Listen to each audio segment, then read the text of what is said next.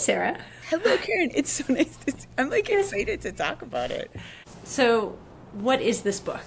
So I feel like part of the answer to the question of what it is the structure of it, and that the sort of like heart of it is a collection of descriptions of classroom life of teachers and students engaged in work in which students' ideas are at the center and students are having opportunities to develop those ideas and pursue those ideas, and teachers are supporting that work and using those scenarios as a way to understand the sort of specificity and particularity of what it looks like when students are pursuing their own ideas but in a supportive classroom surround. And then those descriptions of classroom life are paired with theoretical texts that help explore and illuminate what is powerful and meaningful in those situations about teaching, about learning, about ways that we support students in their development. As I have been thinking about how to talk about what this book is and what it means to me personally, I have often used the language of it's a love letter to teachers. A love letter to teachers who take learners and their ideas seriously, because I feel like that has been such a refrain for you and I as we've been working on this book for several years, but also the core expression of the ideas in the book. Again and again, you see these wonderful teachers supporting young people and just taking them so incredibly seriously. It's like, I see you, I believe in you, I'm so excited about what you have to share with the world, and let me help you do that. Yeah. I love how that's reflected in, as you shared, these stories of practice in conversation with theory. Can we talk about the title? Start with questions. The classroom as design studio. How do you think about the role of questions in the book? We structure like each of the essays that's like this combination of the classroom experience and the theoretical text is framed with a question that was usually a question that was like the teachers were asking. Usually it was teacher to student. Occasionally it's like teacher of themselves. But I think those questions are the embodiment of I was going to say like the honoring of students' ideas, but it's like the interest in students' ideas and in like who students are and how they're thinking about things and how they want to do things. And that's what the questions are. The questions, like in the asking of the question, the substance of the question is like communicating that, like, I want to know, like I don't know, and I want to know from you about what you want to do or how you're thinking about this or like how you can go in. So I think that's how they're connected to those ideas we're emphasizing about the like taking learners and their ideas seriously, centering those ideas in the classroom. You like loved the questions. They were like, so will you speak about like why do those questions like hold such a place in your heart? It really isn't about the words that compose every single question. Although I do think the individual questions themselves are quite interesting. It is the work that they're doing in a broader way. And in the book, we talk about these questions are actually in the service of these commitments that the teachers we worked with really held in their classrooms. I have this very fond memory of you and I doing a dramatic read aloud of the 40 questions in the book, and they really end up not only evoking the particular interactions or moments from the classroom, but a deep sense of care and commitment to learners and their ideas, that questions are exactly the right mechanism. And specifically questions where the answer isn't already known. Yeah. There are a lot of questions that get asked in classrooms, but they aren't necessarily reflective of a deep commitment to young people and their ideas. They are questions. They end in question marks. Yeah. But for all intents and purposes, they don't necessarily advance an agenda of taking kids and their ideas seriously.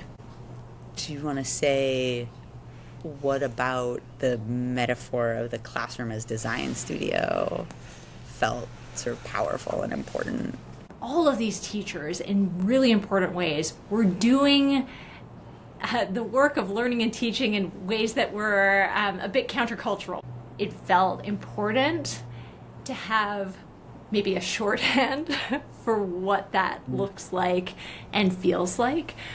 And we settled into this central metaphor of the design studio that signals so much about how people are with each other. People are working on projects.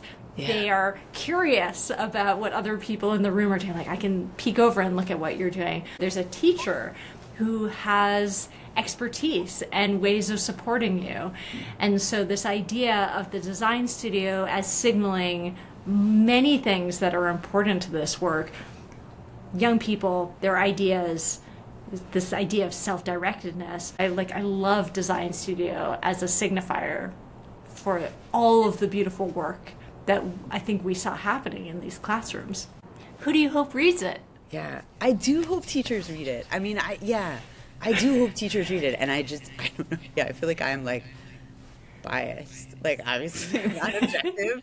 But as a teacher, I just think about it all the time. And I think about, like, yeah, I feel like so much about these situations where, like, the book is giving ideas of just like how to think about the work that we're doing. I think so many teachers feel that they care about kids and their ideas. They want to support them in expressing themselves. They want to create classroom experiences that are authentic and meaningful and give space for learners to be who they are and honor them as individual human beings. Like, that is what teachers want to do.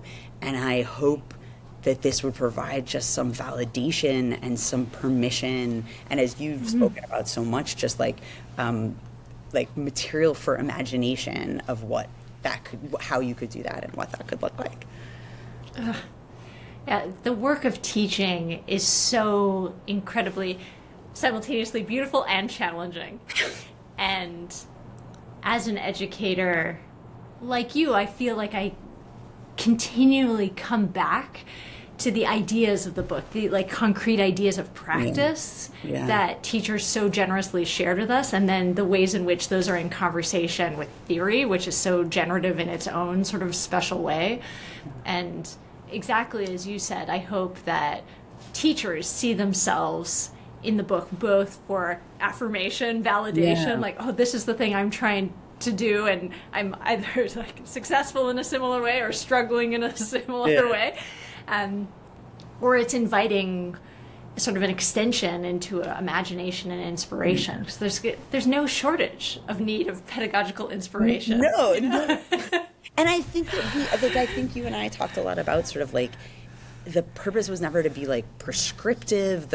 You're like exactly offering this like metaphor of the design studio that can be instantiated in these different ways. The purpose is not to be prescriptive, but again, like, I think about specific teachers and their language and their moves like all the time. Like, all the time I'm like, do you have ideas here? Like, do you know how to start? Do you have ideas? Like, I'm here for support.